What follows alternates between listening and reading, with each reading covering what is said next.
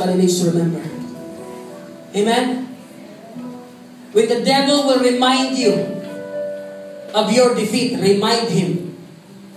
Sabihin mo sa kanya, oh, sandali lang. You have to remember, talo ka na. Amen? Talo na ang kaaway natin, kapatid. Ito pa kagandahan. When God is doing something today, He is preparing another victory in the future.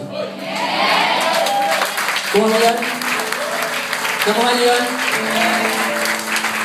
Pag may ginagawa si Lord ngayon, it is not just for the now.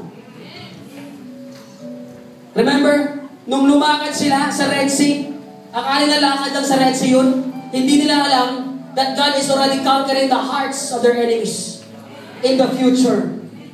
Before you conquer your enemy, kinonquer na ng Lord yun, kapatid. The battle is God's. Before mo binayaran yung lupa nyo, bayad na ng Lord yun. Before mo nakita yung sasakyan mo, nasakyan na ni Lord yun, nag-drive na si Lord. Amen? Before mo na-conquer yung bahay mo, nakuha na ni Lord yun. God is preparing future. Woo! Victories in your life. You need to remember.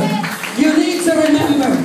Your fear is afraid of you. Maghanap ka ng 12 tao, sabihin mo sa kanya, your fear is afraid of you. Your fear is afraid of you. Ang kinakatakutan mo, takot sa'yo. Ang kinakatakutan